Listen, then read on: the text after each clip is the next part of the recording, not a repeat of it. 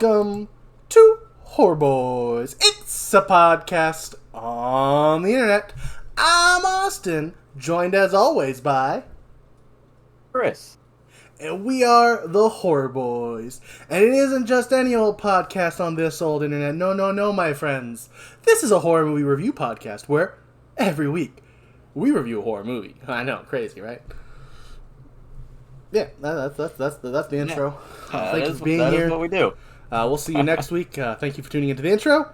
Goodbye, 90% of the YouTube audience. You have not made it to this point. All right. For those of you still here, we're going to be talking about Jack Frost today. That's right, because it's Christmas time in the city. City. But yeah, we're talking about Jack Frost because it's December and it's Christmas, so let's talk about Jack Frost. This movie was directed and co-written by Michael Cooney, as well as co-written by Jeremy Page, who both did almost nothing else of note. Sounds about right. I will also bring up a little fun fact. We're starting off with fun facts hot and heavy here. This movie should have been marginally better because this movie was written with a much bigger budget in mind, and at one point, Nightmare on Elm Street 4 director Rennie Harlan almost directed because he liked the script, but had to pull out because his wife, Gina Davis, wanted him to direct Cutthroat Island, which was a movie she was going to be starring in. And that movie, I believe, did absolutely terrible. Yeah, sounds about right. I've never heard of it. Yeah.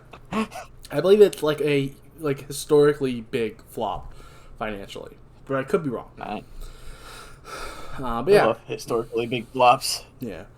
We got our director of photography, Dean Lent, who I believe one of the only other things that of note, even maybe a little bit that he, cinematographied, was Jack Frost 2, which is a lot of people who worked on this movie. Yeah, makes sense. It's mostly the people who work behind the scenes, and only some of them. But our composers are Chris Anderson and Carl. I don't know what name that is. Bacon? Carl Schultz, maybe? Maybe I wrote that? Might have not. Sure. I don't know what name that was supposed to be. I am sorry. The composer of this, one of the two composers of this movie, I believe he was the one who did not come back for Jack Frost 2, so I will not get a chance to correct myself next time. Unfortunate. Then we're going to move into our special effects, which are honestly one of the few things in this movie that are kind of good at times. There are some definite budget limitations, but there are a couple cool moments, and that's because we have Screamin' Mad George. Limitation. Huh? So there are some heavy budget limitations at times. Yeah. But yeah, our special effects were done by Screamin' Mad George, who we had. I don't know if we've actually mentioned him on Horror Bois before, because we didn't always bring up special effects earlier on. But he was the man who did some special effects on Nightmare on Elm Street 3, 4, and also he did Bride and Beyond Reanimators, as well as Silent Night, Deadly Nights 4 and 5. He's kind of known for especially anything with bugs. I don't remember which movie it is, but the movie that has the cockroach, the woman who turns to a cockroach in the Nightmare on Elm Street. I don't remember if that's 3 or 4, which one. But one of them, a woman turns to a cockroach. I think it's 4. I remember it is 4. It is definitely 4. Yeah, it is. Yeah, it's definitely 4, and that's one of the he's big on bugs typically. That's one of the not typically. It's one of the things he's known for doing really well. We also have he was the one who was it was his studio officially, but then also one of the other people who was the super. I'll be honest, I don't really understand the titles that are in some of the special effects roles. Another person who had a very important sounding title was Michael Deek, who also did special effects on Halloween 4, Puppet Masters 4 and 5. Rob Zombie's Halloween 2, Tremors 4, and Phantasm 4, as well as just a lot more. He's done a lot of stuff. I believe at one point he was one of the he'd be the person he eventually started working for K and BFX. We brought up a lot, and he would be the guy who was in charge of like certain movies that like the big guys weren't on. So like they both are the two people who are like heavily involved in the special effects are two people who have very prolific careers in special effects and makeup. And then we also have our Snowman, specifically, who is designed by Kenneth J. Hall of Total Fabrication, who one of the other movies they have worked on is Willy's Wonderland. Cool. They made the cool, suits in that, as well as, the Jack Frost suit here. But yeah. So that's all our behind-the-scenes stuff, so we can jump right into this movie. We open on a Christmas tree with an uncle telling his niece a story. We get our title card, followed by our credits, as the uncle tells his niece the story of a serial killer named Jack Frost, and how he got caught. Yeah. It goes on for a while. Describing how he killed people, basically. Yeah. And to, like, rhymes and whatnot. It's fine for a credits thing. Like, it's credits. Like, if this was not in the credits, probably would have complained more about, this taking up 3 minutes and him, like, okay, get on with your story. But it's credits, so they're just putting something over the credits, so I'm fine with it. Yeah. It's cute enough. Yeah. But also not. Yeah. We head to the van truck. It's the armored vehicle transferring Jack. I don't know what officially the vehicle is. An armored transport. Yeah, the transport, yeah. And it's being driven by, Todd Connor and Richard Whiten, who are both just, they're just title names are like driver and second driver, so like... Mm-hmm. And then... I saw the X-ray. Yeah. They talked a little bit. I didn't really write down any of the stuff they say, because it's not that important. In the back, we meet Jack Frost, who is played by Scott McDonald, who, one of his other bigger roles he's done was he was in Jarhead, which is like a war movie. Yeah. He's being guarded by Harley Zumbram? I can't read my own handwriting sometimes. I think it's Zumbram. I also can't read your handwriting. Fun fact, played a demon guard in Season 3, Episode 1, titled Anne of Buffy the Vampire Slayer. Woo! Yep. It all comes back to Buffy. Yeah, I had to bring him up. One way or another. Yeah. If a character in one of our movies was in a Buffy episode, I will tell you exactly their role. He plays a demon guard. I don't remember him specifically, but I do, as someone who's seen that episode, remember there being demon guards and can totally picture the scenes he would have been in. He does have a very deep voice, so it's fair. I don't remember if he even talks in it. I did not rewatch the episode of Buffy to try to like point him out and like, oh, there he is. Yeah, there's the what's his demon name? Guard. Harley Zumbram. Zumbram. Yeah. Well, this guard, he won't give Jack a cigarette, so Jack snaps his neck with his foot. It's basically the gist of those two scenes. Yeah.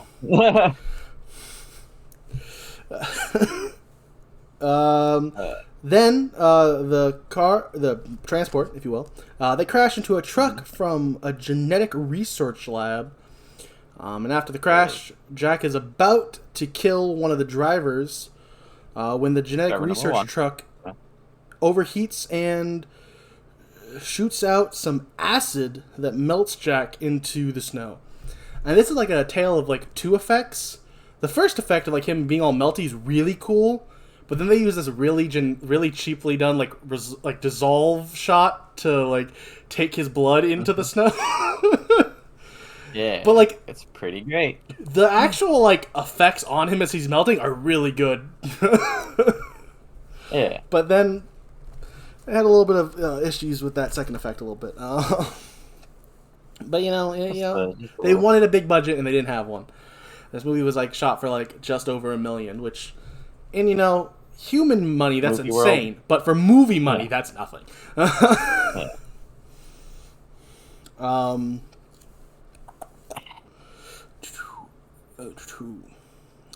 We then get this visual representation of his cells getting turned to ice crystals. It's kind of very much like resembles like a Rankin Bass like credits the way it's drawn. Yeah, luckily it isn't done with like the late 90s CGI. No. It is drawn. Yeah. We see the snow start to shift before we cut away. Oh. What could that be? Could that be a killer snowman that this movie is definitely about? Because, you know, everyone, if you've heard of this movie, you've seen the cover. And you've probably confused it with the Michael Keaton movie of the same name about a father who becomes the snowman that came out the year after. It's not a horror movie. No. But I will be honest, when I was a kid, I always thought those were the same movie. Fair. To be fair, I didn't see either of them, but I always thought they were the same movie. Because if you don't know, if you're a new listener, I was not a fan of horror movies until we started this podcast, pretty much. Yeah, or right before. Yeah. Rather. And then I dove headfirst in all the way, and it's mostly most of who I am now.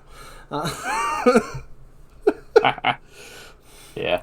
We head to Sheriff Sam Tyler, which I will just point out, it's not important at all, but I just think it's really weird the way they spell Tyler. It's Tiler, which I've never seen before this movie, but that's their family's last name. It's Ty. Yeah, it's Tyler. He's driving with his wife, Anne. Sam is played by the late Christopher Alport of the movies Savage Weekend, Invaders from Mars, and Dead and Buried, alongside Horror Boy alum Robert Englund, who was in everything that has the word Nightmare on Elm Street on it except for the reboot. He was in Hatchet. He was in Wishmaster, and he's just a legend of horror. Yeah. If you guys know Robert Englund, you know. And he was also in the horror movie Dead and Buried alongside Christopher Alport. And who? Yeah, he was definitely one of the only guys I recognized in this movie. Yeah, Christopher Alport, who did sadly pass away back in 2008 with like some of the most like dark irony of like as a horror fan who I like, you know, I feel like all horror fans would probably know him probably for the Jack Frost movies, and he died in a like freak skiing accident in an avalanche, which like that's just like such a weird dark irony. It's crazy. Yeah, very sad. He is honestly a kind of a shining part of this movie. He does. I wouldn't say he's like the. I mean, I think probably because he's got tons of roles. I think it's a choice, but his acting is weird in this movie. But I think it's on point, like on purpose. Yeah, no. But I really do enjoy his acting choices throughout this movie. Anne is played by Eileen Seeley, who was in 2 episodes of Freddy's Nightmares, which would mean she's technically in something with Robert Englund as well. But the way Freddy's Nightmares was shot, it's like Tales from the Crypt, where like Freddy would come on before and like intro the stories. Typically, like he was on the character of Freddy was only really in like a couple of the stories throughout the TV show. So odds are she had no actual interaction with Robert Englund in the show.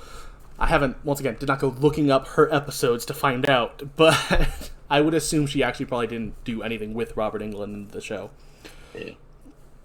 Oops. And was in Batman Forever, which technically, once again, also definitely not in the same scenes, but was technically alongside Horror Boy alumni Drew Barrymore, who from Scream, where Eileen Seeley, she played Batman's mother. She played Martha in that. You found a way, ladies and gentlemen. I did. Once I found out she was playing I was like, I have to do a Batman's mother, because that's hilarious. For those of you who doubted, I'll find a way. Not every episode. Some episodes it just doesn't make sense, and I'm not gonna force it. I'm only gonna do it if it like makes sense in the episode, or you know, like this one where it's like, oh, that's just so random that like perfect that she played Batman's mother. Like that's funny to me. And if you don't think it's funny, this is probably the wrong podcast for you, and I'm sorry. I thank you for tuning in this far, but maybe we'll see you down the road if you want to give us another chance.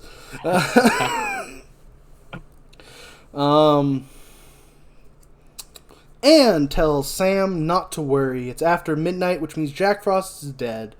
He has nothing to worry about. Right, no more stays of execution. Yeah. We flash back to Sam, who's arresting Jack Frost. Then we flash to when Jack is being taken to prison post-trial, yelling threats at Sam. After the flashback, we find out that their son Ryan is in the car. I believe due to like a random line later in the movie that I just happened to pick up on like one of my like second viewings for notes and stuff. I believe they were coming home from a ski trip when they're in this scene. It's not important, but I think that is what happened. What the story is. Ryan is played by Zach Edgington,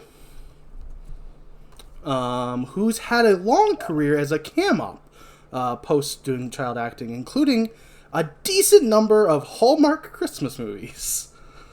Huh. So how about that? Yeah, he's getting a job. You know, a job's a job, and if you're a cam op, I definitely don't think you care what movie you're shooting. It's like, I'll do a bunch of Hallmark Christmas movies.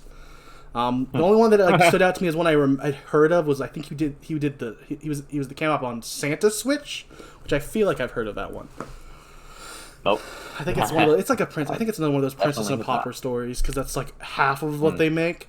That's like every other Hallmark movie is just these two people switch lives. It's like whoa, and chaos ensues.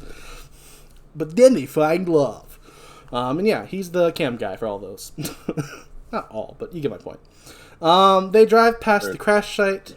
Then the driver from earlier is questioned about what he saw by Agent Manners, played by Stephen Mendel of Stepfather 3, alongside Horror Boy alum Jay Acavone, which that name probably doesn't sound familiar to pretty much anyone, because he's a Horror Boy alum, but not for this podcast.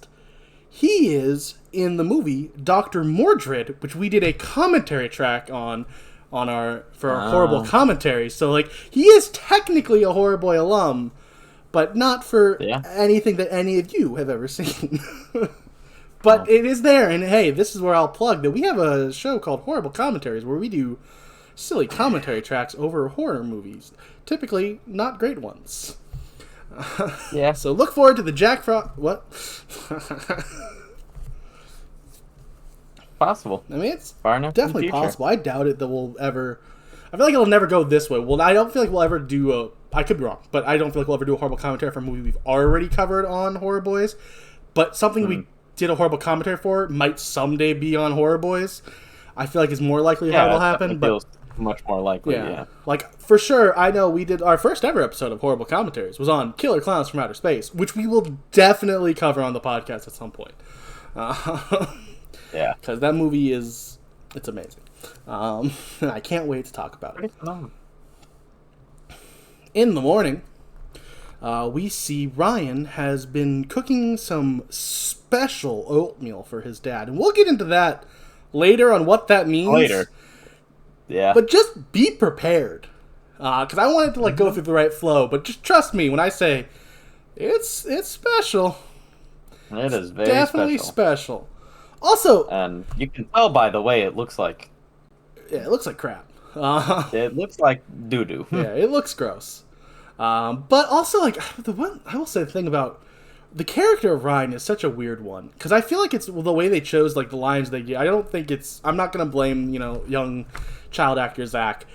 But, the way they choose to have him to, I don't remember which video I watched on, but they talk about how he, talks like a 4-year-old, even though his character's at least 10. The way he... I made special, and, he's gone like magic. It's weird, some of the line choices they choose to get. It's weird. I'm not saying I dislike it. I'm just saying it's 9-year-old like a 4-year-old. Yeah. I think I do dislike it. Huh? It is nothing on, the child actor. It is completely on the writing. I don't know. I mean, I'll be honest. It's one of those weird choices that I kind of like for how stupid it is. I'm not saying it's a good choice, but I think it adds to the weird charm of this movie. Overall silliness. Yeah. Yeah. But yeah, so Ryan's making his special meal. Ryan asks who Jack Frost is, and Sam tells him that he was, a bad man, but he's gone now. But, tells him not to worry, and he takes a bag of oatmeal for later. Sam heads to downtown, / the only, other set the movie has. Yeah. That's not true. There's, one other house set, and there's the police station. There's 4 sets in the movie. Yeah, there's a few. Yeah. And then there's, one other storefront you see. But, yeah. And also, the geography of this town, it changes when it needs to. Yes. But yeah. So yeah, he's downtown where we meet the Metzner family. We have champion snowman maker Jake, who is played by the late Jack Linden. His ditzy wife, who always wanted to be an angel on the top of a tree. Remember that. Sally, who is played by Kelly Jean Peters of Poltergeist 2. Poltergeist 2? Yeah, we had... I said, ooh, Poltergeist 2. Yeah, that's the second of the Poltergeist films. Yep. I think people don't dislike that one. I think it's the third one's the one that people really hate. And the remake. Because it's a remake. And, remake culture. Everyone hates remakes because they exist. Even if they're good. Here's the thing. I'll be honest. I'll let my, you can take away my horror fan card. I haven't seen any of the Poltergeist films yet. So I don't... Like we said, he's new to this. I am new to this. I've only started this year. But yeah, so... I don't know if the remake's actually bad or if it's that thing that, people like to do where they like to say remakes are worse than they are just because they're remakes. But we'll see when we eventually cover the Poltergeist franchise. I'm sure it's on the list. Yeah. I don't remember. I have that list planned out for 5 years. We have Sun. At least it's not the Exorcist franchise. Oh yeah, the Exorcist franchise is with some rough films. After the first one, I've heard 3 is supposed to be pretty good, but there's 6. 3 is pretty good, but it's also not an Exorcist movie. Sure, and there's also 6 of them. So we're saying there's 2 that are good, and there's 6 movies. So and all of the rest of them. And 2 of them are the exact same movie, but shot reshoots and it's a whole We'll get to that complicated mess when we get there. It's on the list as well. We'll get to The Exorcist. Yeah. We have to. It's because that first one is so legendary. We'd have to cover it. So we'll cover the rest because that's how we choose to do this podcast. Yeah, I regret it sometimes. When we get late franchise, sometimes I go, oh, okay. But yeah, so. We got 2 more Metzners to meet. We have son Billy, who is played by Nathaniel Gray, and daughter Jill, who is played by Shannon Elizabeth of American Pie, Scary Movie, alongside Horror Boy alum David Sheridan of Victor Crowley. She was also in 13 Ghosts, alongside Horror Boy alum Matthew Lillard of Scream. I feel like with a name like Matthew Lillard, I don't have to bring up what he's in, but I will. A lot of people might not remember Dave Sheridan, and that's fair. But I feel like most people who know who Matthew Lillard is, Lillard, Scream. The man who I don't know, of Scooby-Doo fame. I don't know if he's done I haven't decided if he's done my favorite line delivery of all time.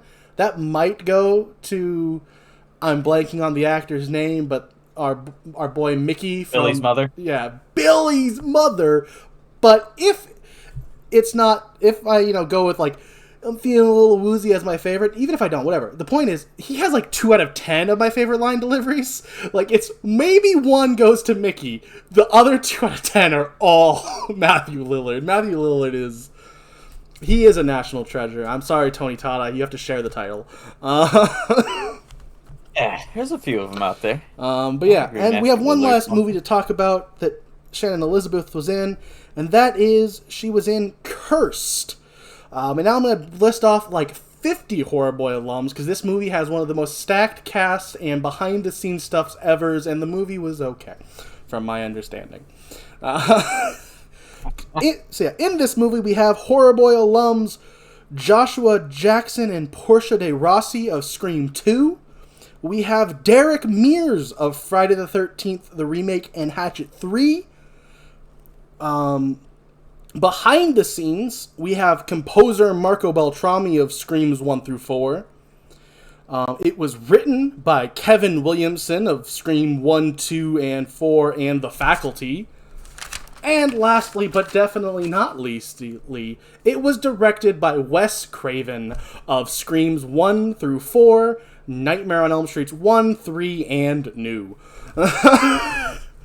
This is a movie we will definitely be covering at some point, because it is a movie that should have been the best, like, horror movie ever. Like, the people behind the scenes, another person who was involved, I wanted to bring him up. I forgot his name, because we've never covered anything he did. I forgot his name. I'm going to pull over my phone as I talk about this so I don't not mention him, because I would feel horrible if I didn't bring up his name when I started to.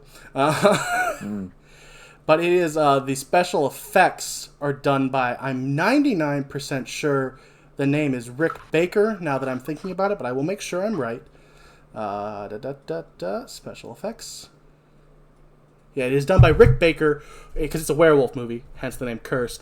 And Rick Baker is the man who famously did the werewolf effects for American Werewolf in London, which is, a movie that people, like, rave about it being for, like, one of the best, like, special effects for, like, a werewolf ever.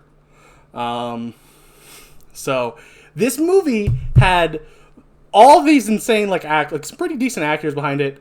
It had a man who does amazing scores. It had an amazing writer. It had an amazing director. It had one of, like, a legends when it comes to special effects, especially for werewolf movies. And then studio involvement came in, and they reshot half the movie. They replaced half of the werewolf effects with digital effects, and we have the Curse that actually came out. But we're not covering Curse today. But I did just feel the need to bring up Curse a little bit before we move on. So now we will move on. Where we also meet Jill's boyfriend, Tommy, who is played by Darren Campbell, who's making a snow babe, and tells Sam the difference between snowmen and snowwomen, which is snowballs. Snowballs. Which I would argue the joke is delivered backwards for it to make sense. Like, I feel like it's a funnier joke if you say what's the difference between snowwomen and snowmen. Snowball, because then it's like the joke is you're saying no ball, like, right. But that's not how it's delivered any of the times it's brought up. And I'm just saying, I feel like that if you wanted to tell a joke like that, that would be the way to tell it in a way that makes sense. And now I'm also feeling the need to make sure that Rick Baker did American Werewolf in London and not The Howling, because he might have done The Howling, and I shouldn't have even brought him up. I should have just moved on, but I felt the need to try to flex and be like, oh yeah, and it also had this person, why it should have been a great movie. Yeah. It was American Werewolf in London. Okay, I was right. But that was me completely off the top of my head, being like, oh yeah, he did American Werewolf in London once I got to his name. But yeah. Okay, I was right. We will move on. We will not mention The Cursed again until, I don't know, maybe next year. Maybe that'll be my boy's choice. Who knows? Forcing me to watch this subpar movie about werewolves. Mm-hmm. Well, I mean, it's a Kevin Williamson and Wes Craven collab. I have to watch it. Yeah. Even if it ends up not being good, I have to at least see it. We also meet, I already said that. So then we head over, so then Sam, he goes over to talk to Tommy's dad, Paul, at his hardware store. Paul is played by F. William Parker, who is he's a character actor who's been in, I want to say it was like over 100 roles. None of them specifically stood out as things I needed to bring up here. Like, there was no horror relevancy or like TV shows that really personally meant a lot to me. But due to the fact that he's been in like over 100 roles, there's a very good chance someone might recognize him when they see him in this movie. So, yeah. There's a lot of roles. Also, I'll be honest, the scene isn't that important, but I will bring up something that happens in the background of the scene because it becomes not important, but it's just a kind of a running joke that happens throughout the movie. In the background, of the conversation, a man is seen carrying a giant ornament. The character is known as the Idiot, as his name of his character, and he is played by Brett Boydston, and he is like a running joke in the background of a lot of shots in the movie. I'll bring him up when he shows up, but yeah, he's in a lot of random doing weird things in scenes. Like this one where he's carrying this giant ornament. It's fair. I don't blame you for missing him. It is very much in the background of shots. I don't think I would have noticed him if I didn't hear that he was in the movie.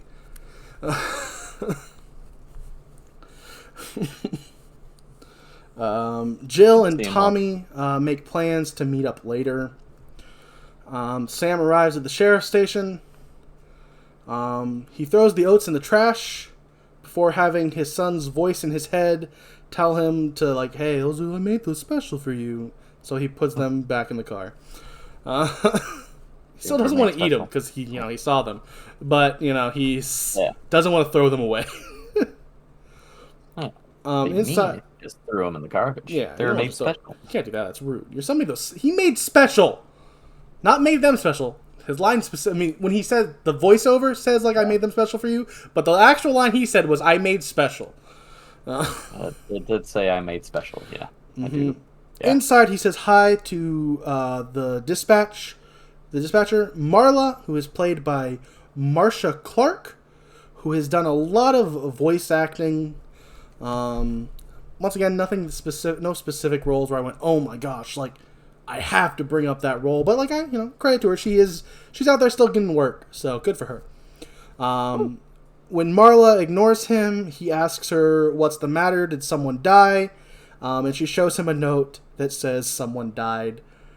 I thought this joke was funny. It looks like Chris's facial reaction here is he did not think this was funny, but I enjoyed the humor of this scene. Someone did die, yeah. Yeah. We cut to Sam and his deputies inspecting the body. Deputy Foster was played by Chip Heller, who played Baby Bunting in Horror Boy alum Bob Clark's directing of Baby Geniuses. Yeah. Which, I don't want to harp on Baby Geniuses again, but it's not even a movie I've seen, but the clips I've seen are of specifically Baby Bunting. So, look up Baby Bunting, Baby Geniuses, nightmarish, and see the role that our boy here, Chip Heller, also portrayed. You won't sleep tonight. It is. It's a reason why we might actually be able to cover the movie on Horror Boys, because Baby Bunting is a horror character. True. Deputy Pullman is played by Brian Lechner of Mimic 2, the second of the Mimic films. Yeah. They discuss how there are no tire tracks and no footprints and no sign of a struggle. While they have this conversation, the rocking chair the body's in is rocking until Sam tells Deputy Pullman to stop rocking it with his foot, which also got a little chuckle out of me the first time I saw that happen. I was like, wait, what? Why is he rocking the chair? I like it. I'm gonna keep apologizing for liking this movie as I see Chris's facial reactions and I'm reacting to them, our audio listeners. I want you to know I'm honestly not sorry, but I feel bad when I see Chris's faces when I say I like the scene. I feel like the video listeners can feel that emotion coming from me, but maybe the audio listeners can't.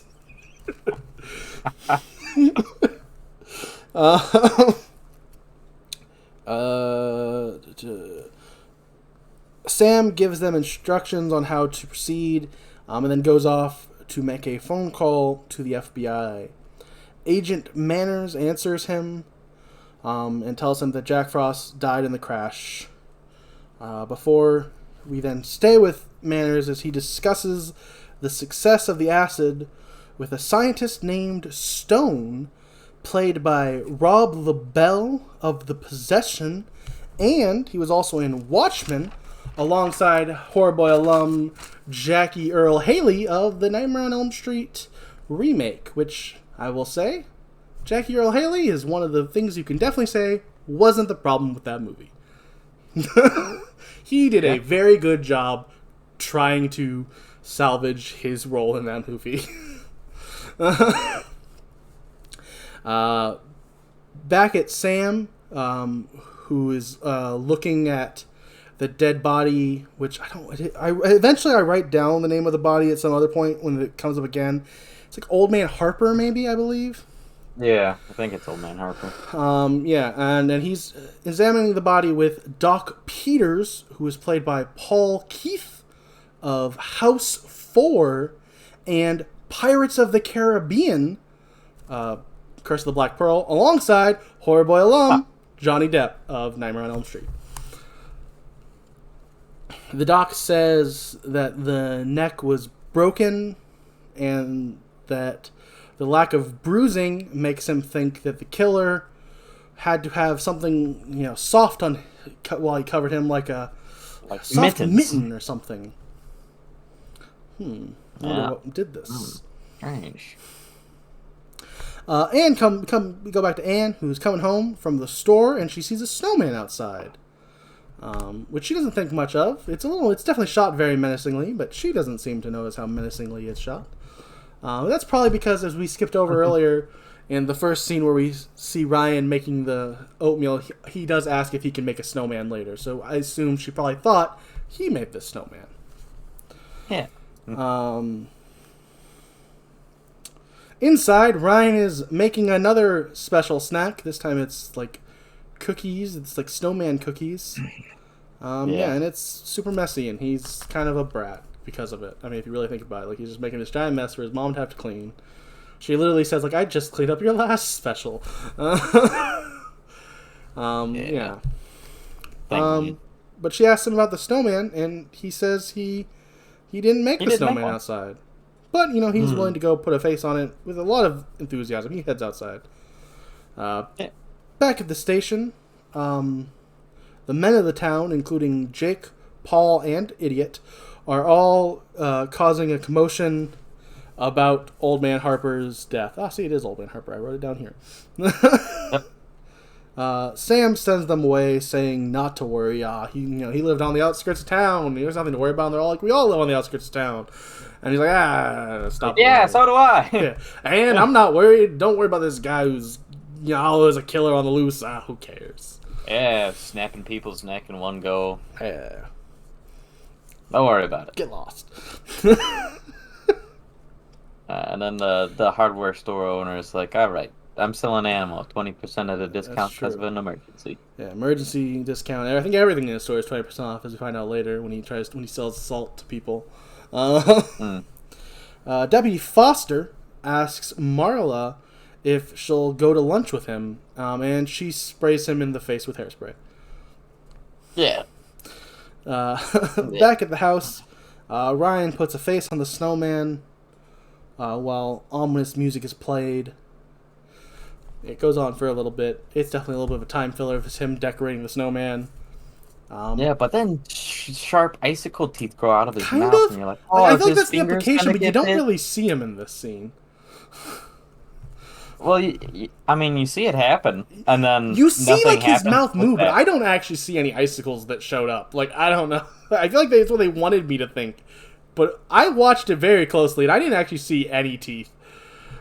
I saw like one bump by like his lip, and I was like, all right, movie. Well, you see the icicles grow, but yes, you don't see them in the scene after at all when he's like filling out his mouth.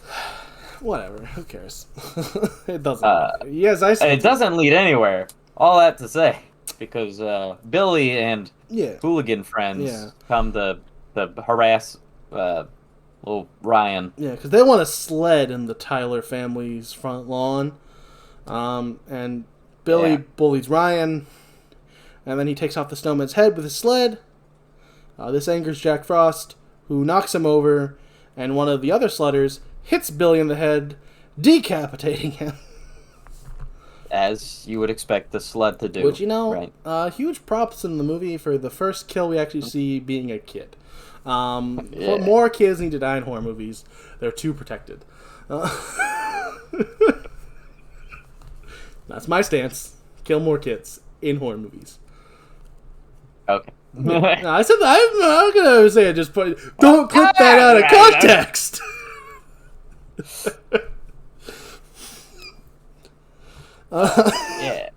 Yeah. So he's decapitated. We cut to the aftermath where Billy's body is taken away. Jake is yelling at Sam, blaming Ryan for killing Billy. Sam says he has to believe his son. And, Jake points out your son's saying, a snowman pushed him and you want to believe him. There is a really quick passing scene that we glazed by already, but I thought was really funny. Okay. Where, on the initial, transition over to the scene, where they're, cleaning up Billy's body. The police officer just kind of kicks a little bit of snow onto the giant pool of blood. Yes. And it's just yep, that did it. Yeah. You got it. No one will know that there was an accidental murder over here. There's also another really funny part of this scene as well, right after this, because there's a funny line where Sam says that, Ryan, there couldn't have been a fight here because, Billy is 2 feet taller than Ryan, and then a voice off screen says, "Not anymore." I don't know who's supposed to be saying it, but it was funny. That's awesome. This scene also includes the first time we see Father Branagh, and he's in the background. Father Branagh is played by Charles C. Stevenson Jr., who has played a priest in tons of different roles. That is one of the main things he did for most of his career. It did look like eventually he started transitioning into more just old man roles, but for a lot of his career he was just priest or minister. Hey, I'm the priest and minister in every movie you've seen ever. Pretty much, apparently. Later in the night, Sam is looking at threatening letters Jack Frost sent him, and Anne consoles him and takes the letters to destroy them. They hear a noise outside, but it's just Paul bringing them salt for their driveway. And he also tries to upsell them on a new trash can and a new shovel. He's just a businessman. Yeah, and Sam just tells Paul to leave the salt. Yeah, just leave the salt, go away.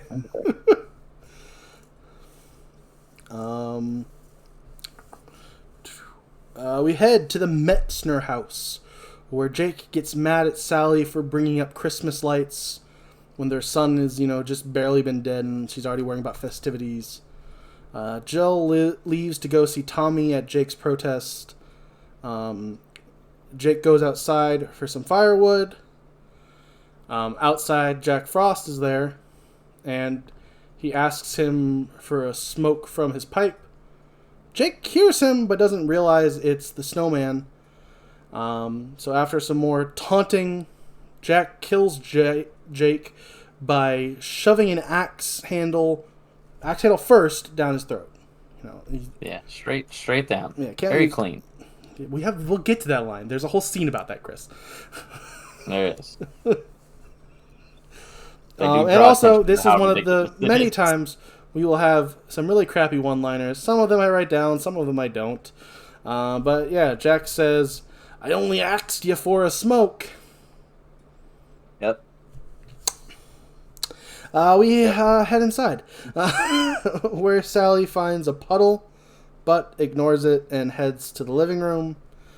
Jack Frost appears behind her and turns on the Christmas lights. She thinks it was Jake, but then they go off. And when she investigates, she's attacked by Frost, who ties her up with Christmas lights, puts an ornament in her mouth, and then smashes her face into some other ornaments.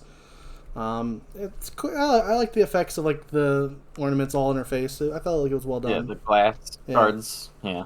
Then he ties her up to the tree now with some garland, and then finishes her with a star on the top of her head. Now she's finally the Christmas. Yeah, she's kind of the angel on top of the tree, kind of. They kind of did it. It's more that she is the tree now. Yeah, and it still has a star and not an angel. And you'd think someone who specifically always wanted to be an angel on top of a Christmas tree would have an angel on the top of her Christmas tree, not a star. A star? But an angel's harder to stick into someone's head. So the filmmakers had to choose something different. They had their priorities in the right spot.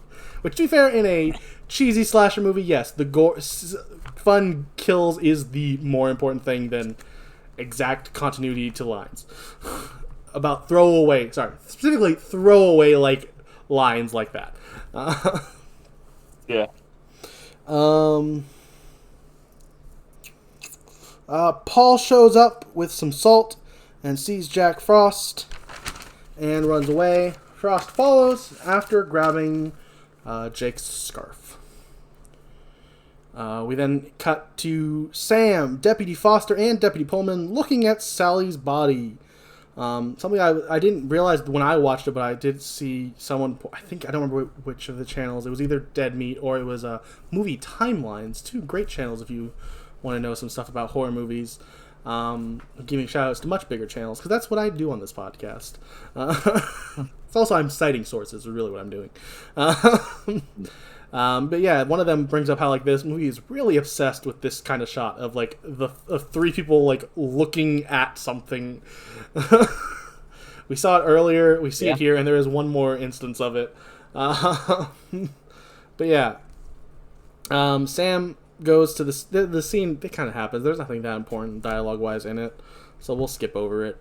Sam goes to the station and is met by Agent Manners and Stone.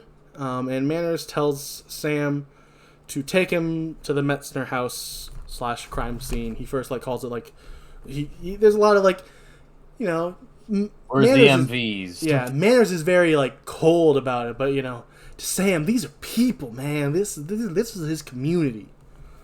Man, he's the sheriff of this little town. Quick cut to Paul running. It's a quick cutaway shot before we cut now to I will say that in this weird quick cutaway shot of Paul running, there is some snow pileup on the side of the road that is straight up just white sheets. Yeah, they shot the movie. Apparently, it wasn't snowing heavily enough. Well, they shot the movie in the sun. They shot the movie and there was no snow because there was a drought. So all the snow in this movie is fake. But it is very apparent. I'll be honest, I don't know if I'll go with very apparent because I honestly didn't really ever really notice any of these things. So, maybe you'll notice them, maybe you won't. It depends. Who knows? Back to Sam, Manners, and Stone investigating the Metzner house. Stone is very excited by the puddle and what it means for Jack's ability to change his state of matter, to turn to water, to sneak into the house. This is the third time we have a shot that is looking up. This time it's looking up from the puddle at them investigating it. Once again, just three people looking at the camera. Yeah.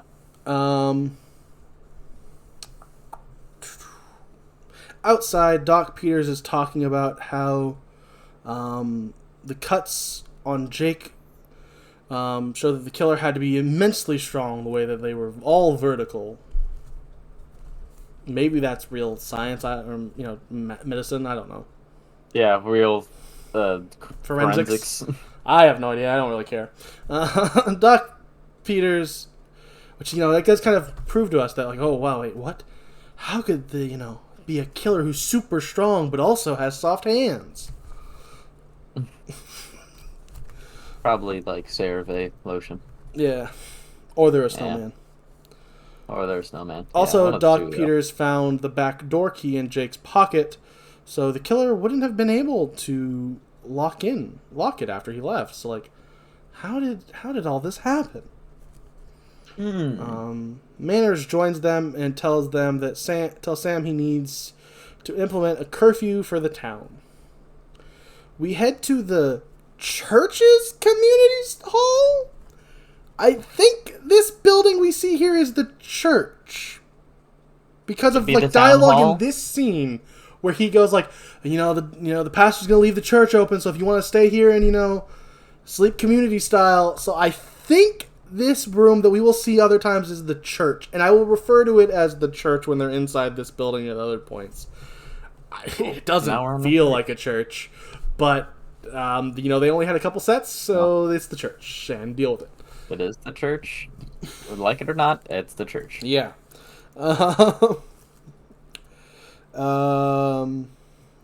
Also, while he's telling them about the curfew, and they're all just cheering him for no reason, downstairs, Father Branagh is turning on the furnace. So we know there's a furnace. That's really the whole reason he's down there turning the furnace on, is so we, the audience, knows that there might be a furnace in this building, and therefore that might come into play later. Yeah. Outside, there's a commotion that can be heard, so Sam leaves the little meeting he's having there, and he goes outside and finds Paul, who's screaming about the killer being a snowman, and he tries to kind of like calm him down, but Paul's just running around, and Agent Manners knocks him out. Yeah, knocks him out with a punch and like stock sound effects, and it's silly. Yeah. Sam has Deputy Foster take Paul to the jail to cool off, and Sam sends Deputy Pullman to Paul's house to see what had set him off. On his way, Pullman pulls over because Jack is in the street with a stop sign. So, you have to stop. It's fair. Yeah. He gets out of his car to investigate, and then he goes to his trunk to grab a shovel. Get a shovel. But when he comes back, Frost is gone. Before appearing in the cop car. And then he runs him over. Yeah, Frost. Yeah, first he spikes the camera as he does it. Yeah, but he does run him over. Yeah, that is true. He spikes the camera as he runs over. Doesn't say any little stupid one-liners, which, to be fair, none of them would have been good, but I kind of disappointed them for not trying. The police Pullman got run over by a car. Pig got ran over by a car. Yeah. It doesn't work. But let's be honest, none of their one-liners from him really work. Not particularly, no. There's like one that like didn't probably even get a smirk from me, but I was like, I respect why they went there. That makes sense. So we'll get to that when it happens. But for the most part, they're all pretty bad.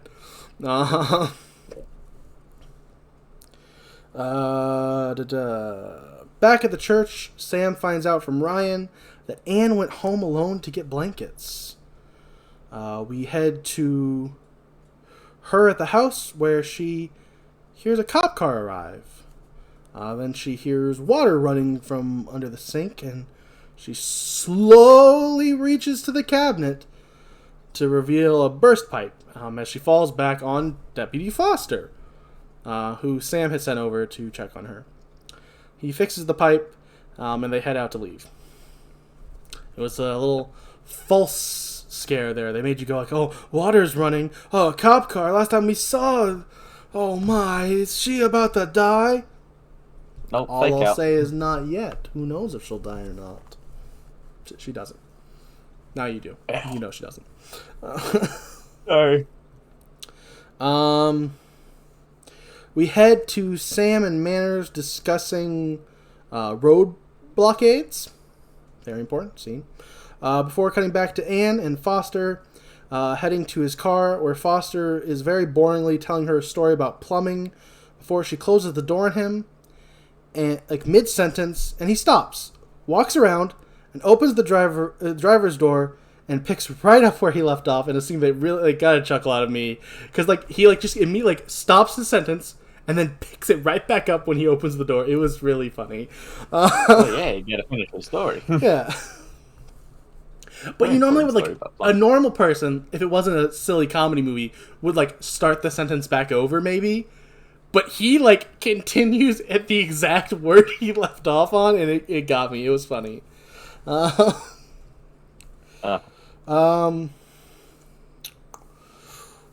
yeah, they head out. Then we see Jill and Tommy are there. They sneak into the Tyler house. Tommy is hesitant, but when he realizes Jill has some playing harmonica plans, he gets excited. Yeah. And then we have a comical removing the many layers of winter clothing montage. Because it's cold. Yeah. Once again, I liked it. That was funny. Yeah. But they stop. at their long johns because Jill wants a bottle of wine and a roaring fire if Tommy wants her. Upstairs, Jill goes to blow dry her hair. As we cut back and forth between her and Tommy, who is prepping some wine before Frost throws a snowball at the window. So Tommy... I will say this is kind of a situation where apparently the wine is warm, so he puts some ice in it.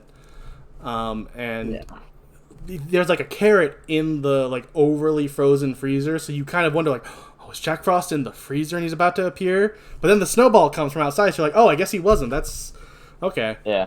I respect the little fake out there where you're like, oh my gosh, he's in the freezer and he's about to attack him. But no, he's outside because he throws the snowball. And Tommy arms himself with an ice pick. And he opens the door, asking who's there, and is punched, falling back by Jack Frost, who says, well, it ain't effing Frosty. Which, here's the thing, I didn't laugh, probably didn't even smirk, but I get why they went there, and I respect that pun there. Someone asks who you are, and he says, I'm not Frosty. Like, okay, that's fair. I don't think it's, like, funny, specifically, but I was telling about, this is the one, like, of his zingers where I go, yeah, I guess, that makes sense, at least. Like, yeah, fair, that's a fair one. It's one of the better ones. Yeah. Which isn't saying much. Nope. Tommy repeatedly ice picks Frost, who isn't phased. Frost shoots out an icicle into Tommy's shoulder, I think saying something about being armed and dangerous now, which once again doesn't really make that much sense. And then makes like a baseball joke. Baseball reference. Before killing him by sending another one into his head, where we see this from behind as he removes it. And then we see, I guess, his pulsating brain? Because it's through his head, but it's acting like a heart. And I will say, it's very, like, small, and, like, you can tell the budget's there, limitations there, but I actually did like the way, like, the little bit of gore was, like, pulsating. I actually thought it was a cool-looking effect. It makes no sense when you think about the fact that should be his brain, which, to be fair, brains can pulsate, and maybe that's what it's supposed to be, but it feels like a heart. And it's definitely not... And you could maybe go, oh, maybe he pulled out a different one of the, icicles. But later we see the one that is still in his chest. So, this is the one that's in his brain. And it's pulsating when he removes it. I don't know. It's a cool-looking effect that makes literally no sense. We cut upstairs where Jill is finally done blow-drying her hair. And now, for some reason, she's going to take a bath? Well, she sees a bath is drawn and assumes that Tommy drew it for her in like a romantic gesture. So she strips down, and he gets in, and we see a carrot is floating in the water. Then the water turns to snow, and a noseless Frosty kills her by forcing himself on her, and he makes a stupid Christmas pun, and it is regrettable. Worst scene in the movie. Yeah, it is terrible. For some reason, this is something that holiday-themed horror movies feel the need to do, apparently, with unlikely killers, because if you've listened to our podcast for a little bit here, you know they did in Thanksgiving as well. I don't know why there was ever a point where they thought this was funny. It's not. It's not funny. I wish it wasn't in this movie. As you can tell, but as we're talking about this movie, I'm a little more positive on this movie than Chris is. But this scene is still terrible, and I wish it wasn't there. No matter what way, like, there's no way to cut it. Where if this scene wasn't in this movie, I would be a lot easier to be like, this movie's great, in its bad way. This scene does damper that, though. I wish it wasn't there. But yeah. It also goes on for a while too. Like, it's a long scene of him doing things to her that look mostly like he's just hugging her because it's a giant puppet. But it's still, it's terrible. Wish it wasn't there. And he kills her. So we'll move on now. Yep. Lost my place. We then head to the police station, where Manners finds out that due to the weather and the town, which, by the way, the town's name is Snowman. Never thought I didn't have a really reason to bring it up before this, but it is a stupid little name that's kind of cute in its stupid way. I'm fine. I think it's so stupid, it's funny. The town is Snowman, and it's also due to where it's located in like this like valley, and it also due to the snow that there's no way that Manners' backup is going to be able to get into town. Manners asks what kind of weapons the town has, and Sam answers, just like little handguns and stuff. Probably also, let's be real, it's like a small town. There's probably some shotguns too, but it's just your average weapons, not like military grade or anything. Crazy. Nothing to take out a mutant killer snowman. No, except for Well, yeah, we'll find out. Maybe it's able to take him out because maybe you can take him out. Maybe you can't. We'll see. Stone says actually that it really doesn't matter because conventional weapons can't destroy it, and that Manners should have called in the. Sorry, wait, no. Manners should have called in. I didn't write down what it was. I think it's the company is what he calls them. Calls in the company to handle this. Sam is very confused by what they're saying and wants answers, but Manners tells him it's need to know and he doesn't need to know. Which I disagree with. Yeah. The conversation is interrupted when a cop car is heard arriving. They assume it's Deputy Pullman, so they go outside to find out that Pullman's car is running, but there's no Pullman and it's soaking wet. Marla finds Jake's scarf, and then on the ground, and then Frost, not Frosty. He's not effing Frosty. I'm sorry. Frost not effing. Appears, and Manners shoots him with this gun he pulls out of his car. It's a cool looking gun, but Frost is relatively unfazed, so they all run back in, locking the door behind them. Once inside, Sam gets Manners to tell him what was that, and Manners says it's Jack Frost. Dun dun dun. I mean, we've known that the whole time. He's alive. But now he knows that. I thought Jack Frost was dead. And then Stone says, Jack Frost changed. Frost comes through the door crack as water. Manners shoots the water, and it does nothing because, as we find out from Stone, he can only be hurt when frozen. Which even then, he can put himself back together, so can't he even really be hurt frozen? No. Not really. Yeah. Frost re-snowmans, and Sam wards him off with a hairdryer until it gets unplugged. Then he runs to the jail that's connected to which is definitely believable. It could be a jail connected to the police station. That's fine. Yeah. That's not the point where I'm gonna go, wait, what? Hold on. It's coming up like in a scene where you go, wait, what? That doesn't make any sense. We'll get to that. We're not there yet. But yeah, we're at the jail part of the police station now. And they're realizing because of that heat is like his weakness. He was hurting him, so they prep the place to explode by filling the air with all the aerosol supplies. And Stone tries to interfere to protect his work, but he's not able to. So they head towards a window, but it's locked, and they can't shoot their way out because of all the aerosol in the area blowing up. So Sam has to go back through the fumes to get his keys. Frost grabs his foot. When he gets to the keys, once again, it's another one of those shots where it's like he took forever to grab the keys for some reason. I don't understand it. Oh, jeez. Yeah, that's fair. It's suspenseful, I guess. And this horror comedy. Yeah. Or, I mean, I'm not saying it lands, but I think maybe the joke is that it's so overly suspenseful that it's silly is what they were going for. Mm-hmm. I'm not saying they hit there, but I don't know if they actually were trying to put that much suspense there. I think the joke was, which I actually think is kind of the joke in a lot of the way a lot of this is portrayed is a lot of the characters are taking this fully seriously and acting and that the humor is the juxtaposition of how serious Sam's character acts at everything when it's a mutant killer snowman movie. Yeah. But yeah, so he gets his foot grabbed by Jack right as he grabs the keys, but Sam is able to kick him off, and he goes towards to open the window. And on his way back, he gets Paul out of the cell, and they all get out just before Frost gets to them. They run now cross the street into the front of the church, which is not at all where it was been portrayed the rest of the movie. But hey, whatever, I don't care.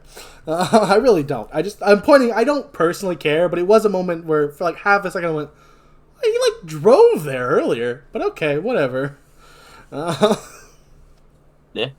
Once they're across the street, Manners shoots the gun, exploding the station and Frost. And they all are very happy for like about 10 seconds before Frost is able to reform himself, looking like a Picasso. Everyone gets inside the church, but Marla and Deputy Fulton, who decide to go to her place. They might play the harmonica, maybe. That's the way. We don't know, because I don't think we see them ever again. Spoiler, part of the plot of the next movie is that they're getting married. So I guess it does succeed. Oh. Alright. Also, the idiot, when everyone's going in, he comes outside with marshmallows on a stick to roast them, apparently on the burning station. Yeah. Inside, Sam confronts Stone and gets answers on his involvement and like what's going on, and we get some scientific mumbo jumbo explained. And one of the big important things at the end is, part of this, proves that the soul is a real chemical thing. That's why he was able to transfer over like this. And Stone says he doesn't know how to destroy him, though. And Sam asks about the furnace, and Stone says that the prolonged heat might actually work by, causing him to disconnect. What's scientific... Stupid fake science explanation. Let's be real. It doesn't matter. No. So yeah, then they trick Frost into the church, and he rolls in as a giant ball. Then everyone uses hairdryers to force him downstairs into the furnace. Yeah, where he proceeds to melt away. Everyone but Yay, Stone and everyone's all over now. This is just the prologue now. And everyone but Stone and Manners head upstairs. Sam and Ann reunite with Ryan. And Sam sends Ann off to make a call to get some medical help. They're gonna need some help now. Let me go downstairs again for some reason. That's weird. I thought we were in the prologue. Downstairs, the furnace is really steamy. And then Frost reappears behind Stone and Manners, and he grows vicious ice teeth and rips up Manners' face, presumably killing him until they decide to bring him back in the next movie with a new casting. But hey, his face was messed up. I'm sure there's probably like a joke about him getting like reconstructive surgery or something to explain the new actor. Probably. Who knows?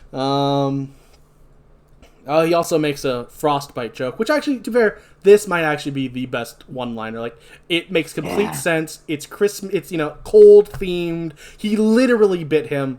Like, is it like it makes sense? Yeah, is it great highbrow comedy? No, but this movie was never trying to be that. But it's the one-liner. It is a cheesy one-liner that like.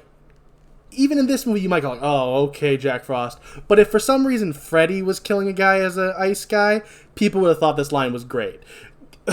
This is on par with like a Freddy quip, the frostbite. I think it is, because I'll be honest, I'm not a big fan of funny Freddy. I don't think most of his funny jokes are that funny. But moving on. Yeah, I mean, I'm also not a huge fan of Freddy quips either, to be honest. But the point is, I think the frostbite one it's fine. It's one of the better ones. Frostbite. Frost is about to bite Stone, but Stone says he can help him, and he doesn't really seem to be biting on that prospect, and he lunges toward him, and we cut away. Presumably, he was attacked off screen. We don't know though. We cut to Sam and Ryan outside, and Sam puts Ryan in a cop car. And he goes to talk to Stone, who's walked outside really weirdly, and he looks real, like, bloated. And then, like, almost, like, literally, like, immediately, before he even tried to have a conversation, so it really defeats the whole point of even doing this, Frost then is like, oh, I think he might even say F it or something. He uses expletives because he's a bad, dirty snowman. Yeah. And he has Frost puke him up. Sam runs to. I think I said he has Sam puke him up, but he has Stone puke him up because he's inside of Stone, not Sam. Right. Sam runs to the cop car as Frost looks at Stone's dead body and says, "Don't eat yellow snow," because haha, snow joke. Sam doesn't have the key, so they can't drive off. And Frost starts, turning into water and getting his way into the car. So Sam, he's able to start hot wiring the car as Frost snowmans into the back seat. Sam kicks out the window and they get out. Sam then throws Ryan's his oats on him, and Frost's face, and he's now screaming in pain, and his face is all burning. Yeah. And bloody? Somehow? Not quite. The blood is actually technically the next shot, but that's fair. Yeah, he does get all bloody. Sam asks what Ryan put in the oatmeal, and Ryan's like, "Oh, I'm sorry." And then he eventually gets it out of him, and he says that he didn't want him to get cold, so he put antifreeze in it. Yeah.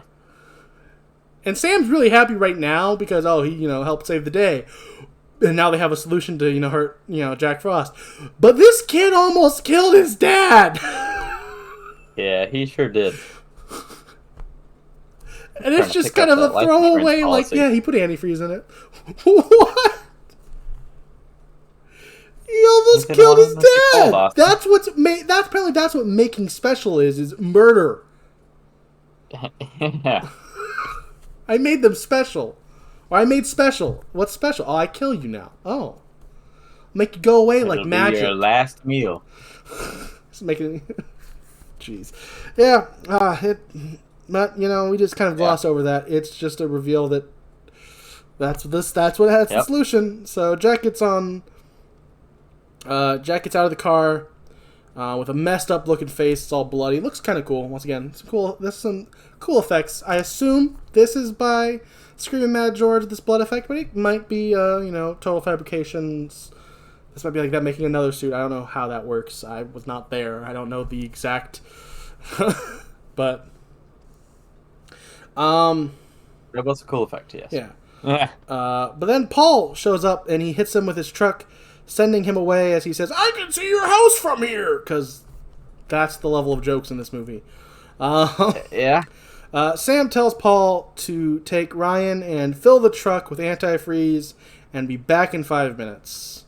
In exactly 5 minutes. Sam has Frost chase him into a hotel that's also very much seems like a brothel because of the noises we hear coming through the doors from these other rooms. There's like goat noises, there's whipping, there's someone talking about, "Oh, my husband." Like, it's like a den of sin that I'm pretty sure is connected to the church. But that's just because they only have one set. Yeah. This is intercut with Paul prepping the truck. Frost ends up cornering him in a room and stabs Sam, not Paul. So he stabs Sam in the gut with an icicle, and Sam, he starts to pass out, but he hears Paul's horn, and he pushes him and Frosty out the window into the bed of the antifreeze, and he struggles for a while, but eventually he kills Jack Frost. Ryan says he missed his arm, and then that arm starts to choke him, but they melted off Ryan by baptizing him basically. Yeah. And then we head to later. Tackles him to the truck bed. Yeah, I said that. I said he pushes him out the window into the truck bed. I said that earlier. No, I was talking about Anne specifically picks up Ryan and rushes. Yeah. We head to later though, and they're rebottling the antifreeze and putting it, like, burying it in the ground. On the ground. Except for one bottle that the idiot is putting into his car. It's the idiot, guys. And the movie ends with us seeing a glowing, boiling bottle of antifreeze underground, because Jack Frost may return 3 years later. Maybe. Hypothetically. Maybe. Yeah. I don't know. It could be. I don't know. I mean, we could be covering it next week, but I don't know. We're not announcing what's next week until after we tell our final thoughts. So I don't know if there's a sequel or not.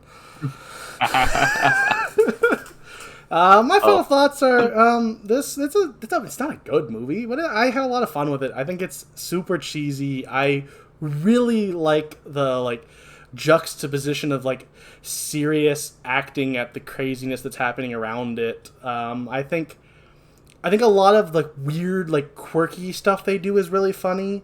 I don't think a lot of the outright jokes were funny, but, the vibe was funny, in my opinion. There's the really questionable scene that I don't want to harp on, but it's there, and it does really drag the movie down, for sure. But overall, I enjoyed myself. I can't lie and say, I can't get all high and mighty and go, this isn't good. I had fun. And, sometimes that's what it's about. That's just about having fun. And this was a fun time for me. Yeah. I mean, I would say overall, there was parts of the movie that I enjoyed, but I felt like towards the end it overstayed its welcome, especially with the triple death fake out. I think I was at that point. I was just like, all right, what else do we have to go through to kill Jack Frost? Can we just do it? Well, so you see, that is probably because this movie is basically just child's play again, but different. It's a former murderer who is trapped in an unlikely killer, and then it takes forever to kill him, like in the original Child's Play. Yeah. There's definitely parts where I smirked and I was having a good time. But at about 1 hour 16, I was very much ready for the movie to be over. But it didn't stay too long past that. But I feel like we were one fake out death too many. It's fair. But overall, I did lie. I do know there's a sequel, and we're covering it next week. It's technically December 26th. It is after Christmas, but I also don't know if the next movie is technically fully Christmas. I believe it takes place on a Hawaiian island. Crazy, right? I know. But yeah. Might not be Hawaii. It might be a different tropical locale. But yeah, next week we're talking about Jack Frost 2, The Return of the Killer Mutant Snowman, I think is the full title of the movie. Right. I'm not fully looking forward to it. I've heard that it's, I think, worse, but but hey, I like this one, so maybe I'll at least kind of like that one. Maybe I won't. Hey, I can be hopeful. Maybe it'll be so bad it takes over the Freddy's Dead Worst Movie Ever award on here on Horror Boys. I hope not, actually. I don't want to ever have to watch a movie worse than that. But yeah,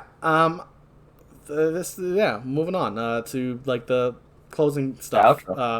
If you like this podcast, leave it a 5-star review, leave a comment, do stuff. If you're on a podcast app like Spotify or Apple Music or Apple Podcasts or Google Play or any of the places, those three that you can get podcasts, we're there, and you can give us a 5-star review because that really helps us in the algorithm. Speaking of algorithms, hey, if you're on YouTube, I'm going to do that thing that we all hate to hear, but hey, it's really important if you're trying to make YouTube videos, is hey, please like, subscribe, comment down below. All that fun stuff. Tell me you hate us. Do it. You won't do it, coward. They might. They might. No, they won't, because, if they do, it had nothing to do with this, because no one made it this far in if they hated us.